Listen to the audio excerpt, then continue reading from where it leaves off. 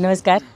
સૌથી પહેલાં તો ધન્યવાદ કે વિજયભાઈનો કે આપ અહીંયા આવીને આ પડદા પાછળનું જીવન જે ખરા અર્થની અંદર લોકોને આપવાની જરૂર છે. કારણ કે ઓન મંચ જ્યારે જોતા હોય ને ત્યારે એ માત્ર 2 કે 3 કલાક પૂરતા જ જોતા હોય, પરંતુ જ્યારે 3 કલાકથી વિશેષ જે બાકીની 21 કલાકની અંદર જે જીવન છે ને એ જ ખરું જીવન છે.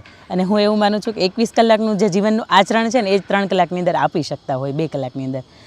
મૂળ મારી વાત કરું તો ખૂબ નાનકડા ગામડાની અંદર ઉછરેલી હું માણસ છું અને અમરેલી જિલ્લાનું ધારગણી ગામ. અને ધારગણી ગામની અંદર તો કદાચ ઝવેરચંદ મેઘાણીએ પણ ખૂબ વાતો લખી છે. એટલે નાનપણથી એક સાહિત્યના જીવ તરીકે તે મારો ઉછેર થયો છે. અને જ્યારે 5મું 6ઠું ભણતી ખૂબ તોફાની સ્વભાવનો મારો સ્વભાવ હતો. અને ત્યારે પપ્પાને એવું થયું કે આ 5મું 6ઠું ભણે છે ને આટલા બધા તોફાન સખત, અને દીકરીની જાત છે, મારે થોડીક તો એને અનુશાસનની અંદર કેળવવી પડશે. એટલા માટે એણે મને થોડુંક પોતાનાથી દૂર એટલે શહેરની અંદર એણે મને સુરત ભણવા મૂકી. અને ખરા અર્થની અંદર જ્યારે પરિવારથી 5મું કે 6ઠું ભણતા હતા એ સમયે દૂર થયા એટલે ત્યારે સમજાયું કે પરિવારની કિંમત શું હોય. મમ્મી પપ્પા રોજ આપણને ટોકતા હોય, અનુશાસનમાં આપણને કહેતા હોય તો કોને કહેવાય. સવારમાં ઉઠવાથી લઈને ટોટલી એમ જેટલી પણ માહિતી આપણે એમ કહીએ કે એક 5મું કે 6ઠું ભણતું બાળક હોય એને હોવી જોઈએ, એમાં શૂન્ય કદાચ મારો અંક આવે. એટલે જ્યારે અહીંયા સુરત એમનાથી દૂર રહીને ભણવાનું થયું ત્યારે સમજાયું કે સવારમાં 7 વાગે કેવી રીતે ઉઠીને શાળાએ જવાય. મતલબ પોતાના 2 ચોટલા તો એ જાતે લેવાના, બપોરે આવીને થોડી ઘણી રસોઈ કરવાની હોય, મારા ભાગની ડેઈલી બાકી રહે. એટલે એનાથી કે 7મું 8મું ભણું ત્યારથી હું એની અંદર પણ માસ્ટર થાવ. એટલે મારા આંટી હતા, એના મારા જીવનની અંદર ખૂબ મોટો સહયોગ છે. અને અત્યારે જોઈએ ને તો એમ લાગે કે ત્યારે કાકી તરફથી તો બહુ પ્રેશર મળતું હતું. એમણે મને એ પણ શીખવ્યું છે કે ધોરણ 9માં અને ધોરણ 10માં હતી તો પોતાનો રોજગારી મેળવવા માટે શું કરવું જોઈએ. તો સાડી રોજની લાવવાની અને સાડી ટાંકવા માટેની અથવા તો એમાં દોરા તોડવા માટેના રોજનું એક રૂટીન હતું કે 15-20 રૂપિયાનું તો કામ કરવાનું છે. એ 15-20 રૂપિયાનું કામ કરવાનો ઉદ્દેશ એવો નહોતો કે એમાંથી કોઈ ઘરને આવક થાય, પણ મૂળ વાત એ હતી કે તમારી 2 કલાકની જે બપોર વચ્ચે સૂઈ જાઓ છો એ આળસ થોડીક દૂર થાય. ભવિષ્યમાં કદાચ તમારે થોડું કંઈક કરવું પડે તો તમે કરી શકો એમ. એટલે એ સમયે એવું લાગતું હતું કે કાકી છે એ કડવા કારેલા જેવા છે, પણ અત્યારે એવું લાગે છે કે એ જે એની મીઠાશ હતી, એને જે એમને પ્રેમથી વાળ્યા, જે સમજાવ્યા, એ ખરા અર્થની અંદર અમે કંઈક કરી શક્યા છીએ. અને ધોરણ 10ની અંદર એમ કહી શકાય કે ભણવાની અંદર પણ એટલી બધી અભિરુચિ નહોતી મારી. અને ગણિત તો મારો ખૂબ જ નબળો વિષય, કારણ કે સાહિત્ય ગમતું હતું એટલે ગણિત ખૂબ નબળો હતો. અને ગણિતની અંદર 1લી 2જી 3જી જે શાળા લેવલથી એક્ઝામ લેવાતી હોય એની અંદર 0 માર્ક્સ આવેલા. અને એક વખત 0 જ્યારે હતા અને પપ્પાની સિગ્નેચર કરીને અમારે જવાનું હતું ત્યારે પપ્પાએ કહ્યું હતું કે બેટા કદાચ ભણે કે ન ભણે મને કંઈ નથી ફેર પડતો, હું તો પણ ફી ભરી, પણ મહત્ત્વની વાત એ છે કે ભણતર હશે તો જીવન કેવું હશે અને ભણતર નહીં હોય તો જીવન કેવું હશે. એટલે આ 2 બાબતનો જ્યારે મને તફાવત સમજાવ્યો ત્યારે સમજાવ્યું કે સાલું ભણવું તો પડશે, કોઈ પણ સંજોગોની અંદર ભણવું પડશે. એટલે પર્સન્ટેજ આપણે ટકાવારી પાસ થઈએ એટલી તો આપણે લાવી શકશું એમ. પણ મને યાદ છે ત્યાં સુધી મારે 50માંથી 0 હતા. અને એ પછી છેલ્લે 1 કે 1.5 મહિનાની અંદર ગવર્મેન્ટ શાળા હતી મારી, અને એ 1.5 મહિનાની અંદર મેં એટલી મહેનત કરી કે ભગવાનની કૃપા હશે કે કદાચ મેં મહેનત કરી એમાંથી જ કોઈ પૂછાયું થિયરી. અને ધોરણ 10ની અંદર 55% રિઝલ્ટથી હું પાસ થઈ. પણ એ સમય ખરા અર્થની અંદર મેં મારી લાઈફનો યુટર્ન જોયો છે. એટલા માટે કે આખું વર્ષ મેં વાંચ્યું નહોતું એટલે દરેક વ્યક્તિનું એવું મને કહેવાનું હતું કે ફેલ થશે. સારી વાત છે કે કાકાને ત્યાં દીકરી નાની હતી તો એને મોટી કરવા માટે હું ત્યાં રહીશ. એટલે ઘણા બધા આવા પ્રેશરની વચ્ચે દિલને એવું થયું કે લોકો દીવાના અજવાળે પણ વાંચ્યા હતા અને ભણ્યા હતા. અને મારા દાદા મિકેનિકલ એન્જિનિયર છે અને એવું મને કહેતા કે મેં દીવા ઉપર વાંચ્યું છે. તો એવી રીતે પણ આગળ આવી શકાય છે, પ્રેરણા લઈ શકાય છે. એટલે દીવાની લાઇટ તો ત્યારે નહોતી, પણ બાથરૂમની લાઇટ હતી, સ્ટ્રીટ લાઇટ હતી. એની અંદર મેં મારા 2-3 જે નબળા સબ્જેક્ટ હતા એ પાકા કર્યા અને એમાંથી હું 55% તે આખરે પાસ થઈ શકી. એમ લાગે કે લોકોને 95% આવ્યા હોય ખુશી હોય, એવી મને 55% ખુશી હતી કે અત્યાર સુધી એટલે ડબ્બાનો ડ તરીકે વિદ્યાર્થી એમ. અને એ પછી ખરા અર્થની અંદર સમજાયું કે આવું કરવું જોઈએ. અને પછી 11માં જ્યારે એડમિશન લેવાનું થયું અને મારા ફાધરનું એવું કહેવાનું કે હવે તમે મારી પાસે ભણો, કારણ કે 11મું ભણતા હોય એટલે આપણે થોડીક પેરેન્ટ્સ એવું પણ ઈચ્છતા હોય કે આપણે હવે નજીક રહે, કારણ કે દીકરી જે એ સમયે દૂર થાય છે ને એટલે ઘણા બધા પ્રશ્નો ક્રિએટ થતા હોય. એટલે જ્યારે 11માં એડમિશન લેવાનું થયું ત્યારે મારા પપ્પા BSc પૂર્ણ નહોતી કરી શકે, એટલે એમને એમ કે હું સાયન્સમાં લઉં. પણ આ વિદ્યાર્થી સાયન્સને બિલકુલ લાગુ ન પડે, કારણ કે સાયન્સની અંદર સબ્જેક્ટ એક ફાવવા તો જોઈએ. પછી કોમર્સની અંદર નક્કી કર્યું તો કોમર્સની અંદર પણ જોયું કે 1-2 ગણિત તો આવે જ છે, અકાઉન્ટ છે, સ્ટેટ છે.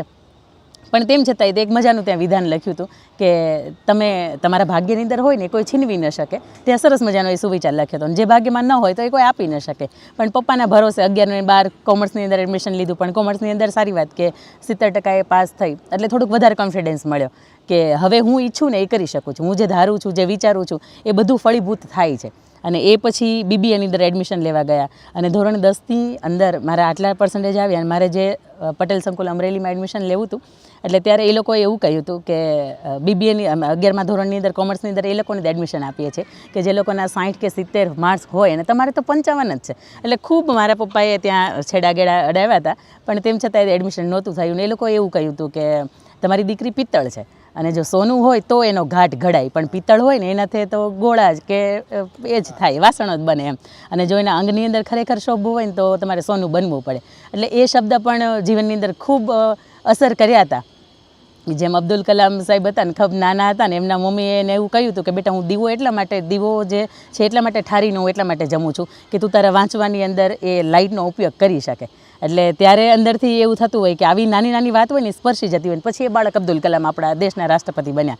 એટલે એવી રીતે ત્યારે પણ એમ થયું હતું કે આ પિત્તળ બનવું હોય અને સોનું બનવું હોય તો એની અંદર થોડોક તો ઘસારો પડે.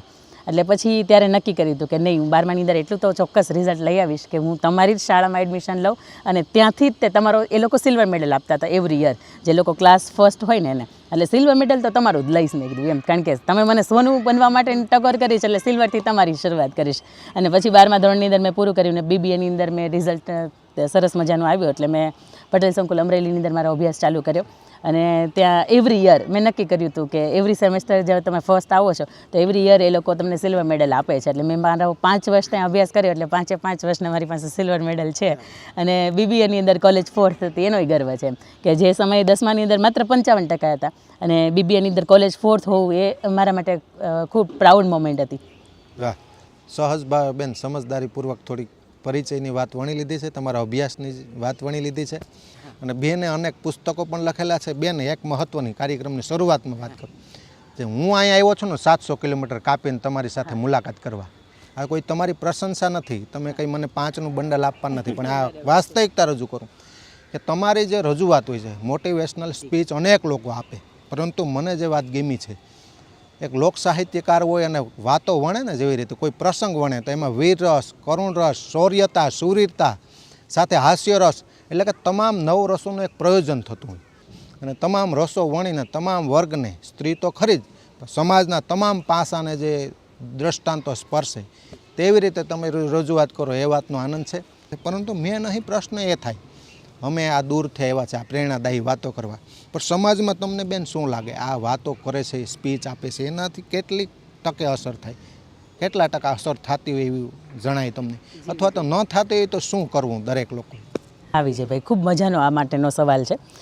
એક મજાનો મારે તમને એ વાત કરવી છે કે દાંપત્ય જીવનનો એક કિસ્સો હતો અને મેં એક નાનકડી કાલ્પનિક જ વાર્તા લખી હતી કે બંધન, ધરતી અને આકાશનું બંધન.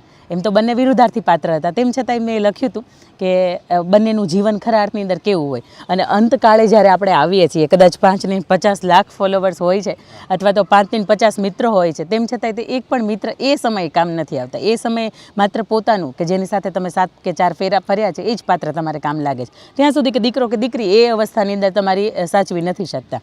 એટલે એક છોટા ઉદયપુરના, મને અત્યારે કદાચ નામ તો પરફેક્ટ યાદ નથી, 5 વર્ષ થઈ ગયા વાતને, 2017ની અંદર સૌથી પહેલી મેં આ વાર્તા લખી હતી. અને લગભગ આમ જોઈએ તો સત્ય ઘટના ઉપર હતી અને આમ ટોટલી કાલ્પનિક હતી, કારણ કે એ પરિચય એ વાતથી પરિચય નહોતો મારો. અને એ જ્યારે મેં વાત લખી અને એ મેં સોશિયલ મીડિયાની અંદર મૂકી એટલે એક ભાઈ એવા હતા કે જેને 1.5 વર્ષનો દીકરો હતો અને એના પત્નીની સાથે કંઈ અણબનાવ થયો અને કહ્યું કે તું ન હોત ને તોય મારી સરસ મજાની લાઈફ ચાલતી હતી, આટલો શબ્દ. અને પેલા બેનને એટલું બધું લાગી ગયું તો એનું એવું કહેવાનું કે તમારું અહીંયા હોવું ન હોવું એ એટલું બધું સાર્થક નથી. એટલે એના પપ્પાને ત્યાં જતા રહ્યા હતા. પછી ખૂબ મનામણા રીસામણા થયા, આવવાનું થયું, પણ તેમ છતાં એક શબ્દ એટલો બધો એને ચોંટી ગયો હતો કે જેના લીધે આવવા માટે તૈયાર નહોતા. ત્યાં સુધી કે 6-8 વર્ષથી તો એ લોકો પર્સનલી કોન્ટેક્ટમાં પણ નહીં, એકબીજાને જવા આવવાનું નહીં. અને એવા સમયે કદાચ મારી એ ભાઈને વાર્તા ગમી અને નીચે મારું સૌજન્ય તરીકે મારું નામ હતું, કોઈ શેર કરી હતી એટલે. અને એ વાર્તા એમને ખ્યાલ નહોતો કે આ જ વોટ્સઅપ નંબર મારા વાઈફનો હશે. એમને ત્યાં મોકલી અને એના વાઈફના ખરા અર્થથી એને એવું સમજાયું કે આટલું ડિસ્ટન્સ છે ને એ આપણો એકબીજાની વચ્ચેનો જે સંવાદ નથી ને આ એના કારણે ડિસ્ટન્સ છે અને ખરેખર આ ડિસ્ટન્સનું કોઈ કારણ જ નથી. અને એમને એ જે વાત એટલી બધી ગમી અને એના હસબન્ડને એણે એ જ સમયે ફોન કર્યો અલગ નંબરમાંથી કે અડધે સુધી તમે આવો છો અને અડધે સુધી હું આવું છું, કદાચ મારે તમારી જરૂર